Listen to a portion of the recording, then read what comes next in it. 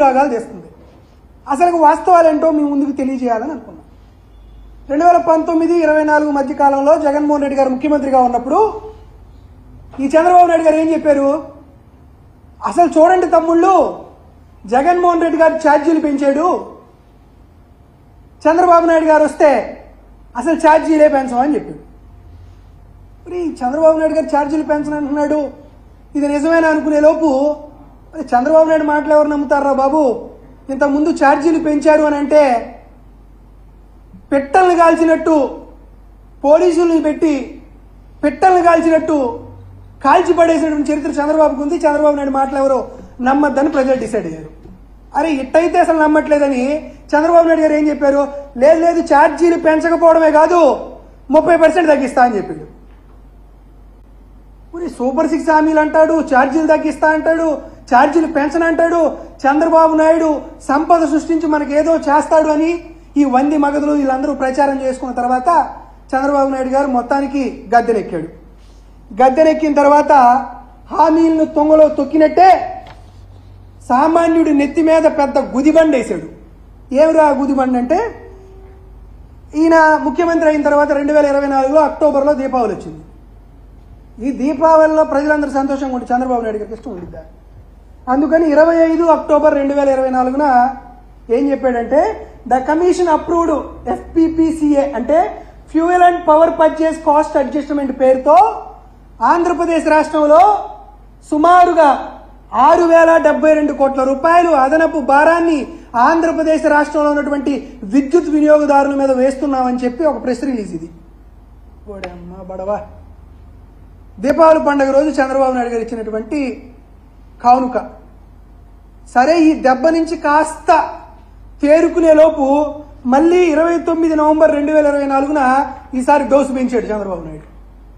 9,412 కోట్ల రూపాయలు. చంద్రబాబు నాయుడు గారు ముఖ్యమంత్రి అయినటువంటి మొదటి 6 నెలల్లోనే సుమారుగా 15,780 కోట్ల రూపాయల అదనపు భారాన్ని ట్రూ అప్ ఛార్జీల పేరున సామాన్యుడి పైన నెత్తి మీద వేసి కోలుకోలేకుండా దెబ్బతీశాడు. ఈరోజు మళ్ళా కొత్త కథ మొదలైంది. ఈ కొత్త కథ ఏంది? రిటైల్ సప్లై టరీఫ్ అని వచ్చే ఆర్థిక సంవత్సరానికి ఒక రిపోర్ట్ రిలీజ్ చేశాడు. ఈ రిపోర్ట్ రిలీజ్ చేసి ఏం చెప్పారంటే, లేదు ఈసారి ఎట్టి పరిస్థితుల్లోనూ మేము కరెంటు ఛార్జీలు పెంచము అన్నాడు. మరి నిజమేనేమో అనుకుని ఒకసారి ఈ రిపోర్ట్ చూద్దామని చెప్పాం. ఈ రిపోర్ట్ 347 పేజీలు ఉంది. పాపం ఎవరు చదువుకోలేరేమో అని చూసుకుంటే పేజీ నెంబర్ 153లోకి వెళ్దాం. పేజీ నెంబర్ 153లో చంద్రబాబు నాయుడు చేసినటువంటి ఒక గిమ్మిక్కు. నిజంగా మాయల మాంత్రికుడు కూడా, ఫకీర్ కూడా ఎప్పుడు ఇటువంటి పనులు చేయరు. ఏం చెప్పారు ఈయన అద్భుతంగా. ఇంతకుముందు హెచ్డి కనెక్షన్స్ అంటే హై టెన్షన్ కనెక్షన్స్ ఉన్న వాళ్ళకి పీక్ అవర్స్ అంటే ఉదయం 6 గంటల నుంచి 10 గంటల వరకు, సాయంత్రం 6 గంటల నుండి రాత్రి 10 గంటల వరకు పీక్ అవర్స్ ఉంటాయి. ఈ పీక్ అవర్స్లో ఎవరైనా సరే కరెంట్ ఎక్కువ వాడితే సాధారణ ఛార్జీల కంటే ఎక్కువ ఛార్జీలు ఇస్తారనమాట. దీన్ని చంద్రబాబు నాయుడు గారు ఏం చేశారంటే, హై టెన్షన్ కనెక్షన్స్ కాదు, ఈసారి లో టెన్షన్ కనెక్షన్స్ కూడా, అదేవిధంగా కమర్షియల్ పర్పస్కు వాడుకునేటువంటి చిరు వ్యాపారులకు కూడా దీనికి అప్లై చేద్దాం అన్నారు. 30 లక్షల కుటుంబాలు ఫట్. ఆంధ్రప్రదేశ్ రాష్ట్రంలో ఒక 30 లక్షల కుటుంబాలు చిరు వ్యాపారాలు చేసుకొని, చిన్న బడ్డీ కొట్టు పెట్టుకొని, లేకపోతే చిన్న షామియానా షాప్ పెట్టుకొని, లేకపోతే చిన్న పచారీ కొట్టు షాపులు పెట్టుకొని, లేకపోతే చిన్న ఆటో స్టాండో లేకపోతే సైకిల్ స్టాండో పెట్టుకొని చిన్న చిన్న వ్యాపారాలు చేసుకున్న వాళ్ళందరూ హోమ్ ఫట్. వీళ్ళందరూ పెద్ద పెద్ద ఇండస్ట్రీస్ వాళ్ళు కట్టేటువంటి పవర్ ఛార్జెస్ ఈ చిన్న చిన్న చిరు వ్యాపారులు కూడా కట్టి తీరాల్సిందే అని చెప్పి సుమారుగా 30 లక్షల కుటుంబాలకు పైగా ఉన్నటువంటి ఈ చిరు వ్యాపారులందరికీ ఈ కొత్తగా టైమ్ ఆఫ్ డే అనేటువంటి టారిఫ్ అనే కొత్త ఛార్జ్ విధానం తీసుకొచ్చి ఆంధ్రప్రదేశ్ రాష్ట్ర ప్రజల్లో ఎవరైతే మధ్యతరగతి కుటుంబాలు ఉన్నాయో, ఎవరైతే చిన్న చిన్న వ్యాపారాలు చేస్తున్నారో వారందరినీ ఎత్తేసారు. దానికి సంబంధించి పేజీ నెంబర్ 153లో చంద్రబాబు నాయుడు గారి కూటమి ప్రభుత్వం రాసినటువంటి అత్యంత దాష్టికమైనటువంటి పద వ్యూహం, పెద్ద రచన ఇది. దీంతో పాటు దీంట్లో ఇంకొకటి కూడా చెప్పారు. ఏం చెప్పారంటే, సార్ ఇదేమే కాదు, మేము జగన్మోహన్ రెడ్డి గారు ముఖ్యమంత్రిగా ఉండగా ఇగో స్మార్ట్ మీటర్లు వస్తున్నాయి, స్మార్ట్ మీటర్లు వచ్చేస్తే అవి ఉరితాళ్లే అని రాసినటువంటి ఎల్లో మీడియాలో ఇప్పుడు ఏం చెప్పారంటే 1,60,00,000 కుటుంబాలు ఉన్నాయి ఆంధ్రప్రదేశ్ రాష్ట్రంలో, వీళ్ళందరి ఇంటికి విద్యుత్ కనెక్షన్లు ఉన్నాయి. భవిష్యత్తులో ఈ అన్ని విద్యుత్ కనెక్షన్లో స్మార్ట్ మీటర్లు పెట్టేసేద్దాం. ఒకసారి స్మార్ట్ మీటర్స్ ఇంటింటికి పెట్టిన తర్వాత ఏవైతే ఇప్పుడు ఉన్న ఇండస్ట్రీస్కి, చిరు వ్యాపారులకి టైమ్ ఆఫ్ డే టారిఫ్ కింద పీక్ అవర్స్లో ఉన్నప్పుడు ఎట్లా అయితే సర్ఛార్జ్ వసూలు చేస్తున్నామో, ఎలా అయితే సాధారణమైనటువంటి రేట్ల కంటే ఎక్కువ డబ్బులు వసూలు చేస్తున్నామో, రేపు రాష్ట్రంలో ఉన్నటువంటి గృహ వినియోగదారులందరికీ కూడా స్మార్ట్ మీటర్స్ ఏర్పాటు చేసిన తర్వాత ఉదయం 6 గంటల నుంచి 10 గంటల దాకా ఎవడన్నా ఫ్యాన్ స్విచ్ చేసాడా ఇంకా అయిపోయా, బిల్లు నశాలని కంటిద్ది. సాయంత్రం మనం వర్క్ చేసుకొని ఇంటికెళ్ళి కాసేపు ఏసీ ఆన్ చేసుకొని టీవీ పెట్టుకొని ప్రశాంతంగా ఏదో టీవీ ఛానల్లో ఏదైనా చూసుకుందామా కుటుంబ సభ్యులుగా అనుకుంటే చాలు, మళ్ళీ సర్ఛార్జీ నశాలను కంటిద్ది.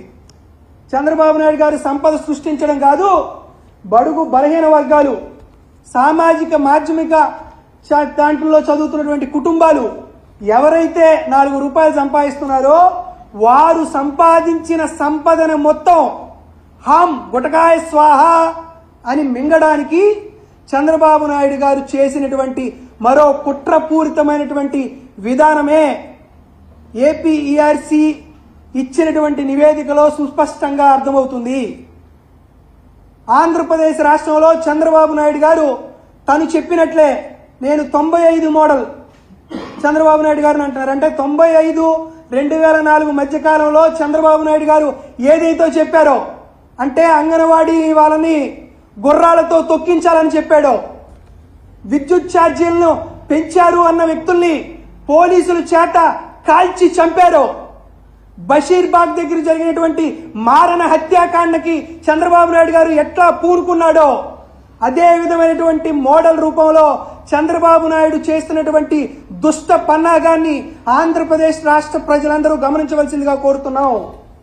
వైఎస్ఆర్ కాంగ్రెస్ పార్టీ నుండి చాలా స్పష్టంగా డిమాండ్ చేస్తున్నాం.